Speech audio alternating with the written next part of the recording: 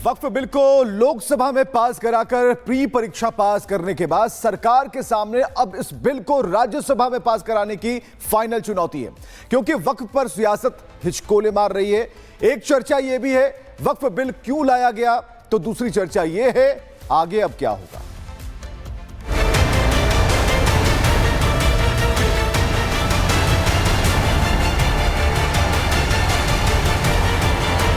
अगर आज हम ये संशोधन लेके नहीं आते तो जिस सदन में हम बैठे हैं, ये पार्लियामेंट बिल्डिंग, इसको भी क्लेम किया जा रहा था। पूरे देश में आज जहां देखो सिर्फ वक्फ बिल की चर्चा हो रही है। पान की दुकान से लेकर चाय के होटल तक, सैलून से लेकर बड़े बड़े दफ्तरों में आज इसी बात पर बहस छिड़ी है कि ये वक्फ संशोधन बिल क्यों लाया गया है। तो दूसरी बहस ये है कि इस कानून का क्या असर होगा। प्रस्ताव के बहुमत प्रस्ताव के पक्ष में है। सरकार कहती है पूरी दुनिया में सबसे ज्यादा वक्फ के पास करीब 9 लाख एकड़ जमीन है, बावजूद इसके मुसलमानों की एक बड़ी आबादी गरीब है।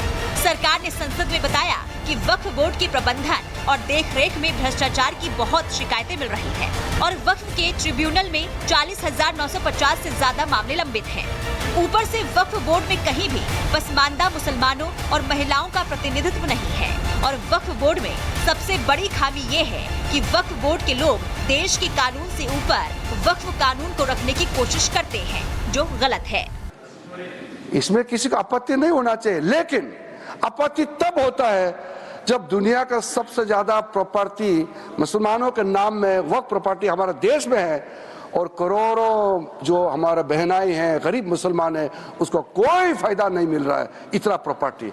तो ये प्रॉपर्टी किस काम का?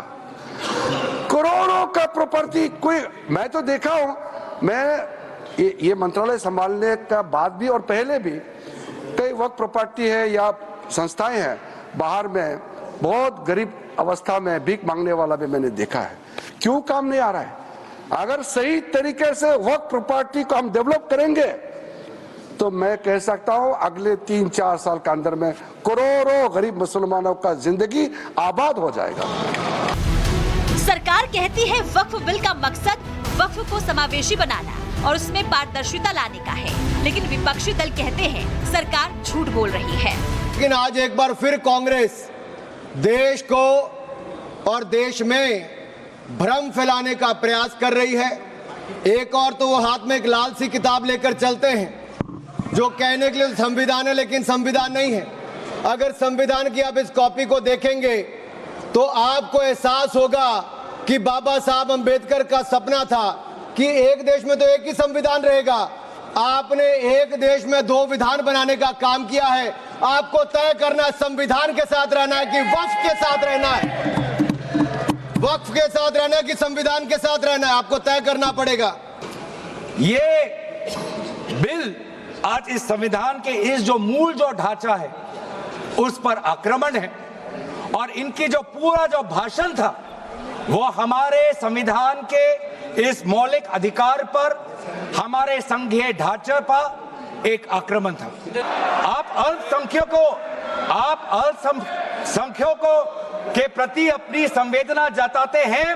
मैं पूछना चाहता हूं कि आपके लोकसभा में कितने एमपीज अल्पसंख्यक हैं? पहले उसका विवरण दीजिए। बड़ा सवाल ये है कि वक्फ बिल का जब देश भर की तमाम मुस्लिम समर्थन कर रहे हैं, मिठाइयां बांट रहे हैं, तो फिर विपक्ष और कुछ मुस्लिम संगठनों को इस वक्फ बिल से ऐतराज क्यों है? दरअसल सियासत को ऐतराज है कि वक्फ कानून में संशोधन करके मुसलमानों को डराने और हिंदुओं को खुश करने की कोशिश हो रही है। तो all India Muslim personal law board समेत कई मुस्लिम संगठनों को इस बात से ऐतराज है कि नए कानून से वक्फ की संपत्तियों पर कब्जे की कोशिश की जाएगी। वक्फ संशोधन बिल का विरोध करने वाले लोगों की कुछ शिकायतें ये भी हैं कि नए कानून में वक्फ बाय यूजर का प्रावधान खत्म किया गया है। नया वक्फ कानून कलेक्टर को संपत्ति के सर्वे के अधिकार देता है। वक्फ ट्रिब्यूनल के फैसलों को अब हाईकोर्ट में चुनौती दी जा सकती है और सबसे बड़ी बात है कि वक्फ संशोधन बिल पास होने के बाद वक्फ बोर्ड अब किसी भी संपत्ति को वक्फ संपत्ति घोषित नहीं कर पाएगा।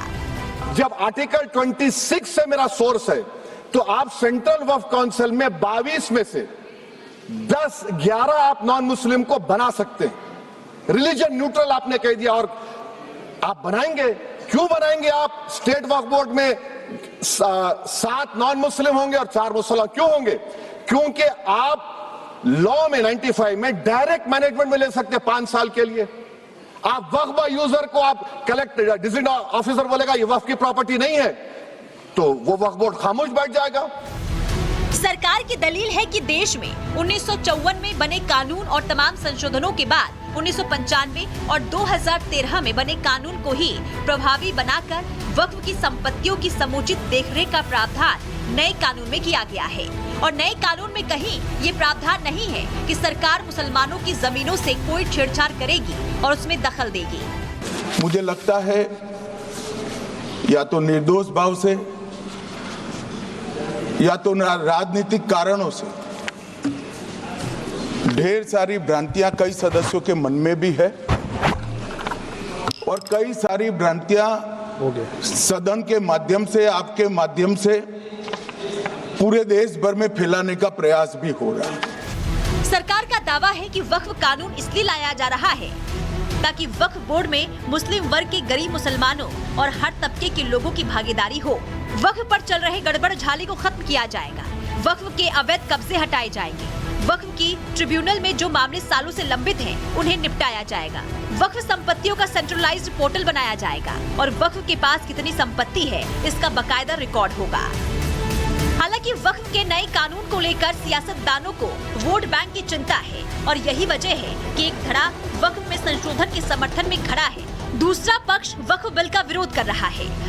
बीजेपी इस कानून को विपक्ष के तुष्टीकरण की जगह संतुष्टीकरण वाली कोशिश बता रही है, तो दूसरी तरफ विपक्ष इसे बीजेपी की कोर हिंदुत्ववादी नीतियों से जोड़कर देख रही है। बहरहाल संसद से लेकर सड़क तक घमासान है, लेकिन वक्फ बिल का असल मकसद क्या है ये तो इसके लागू होने के बाद ही पता चलेगा।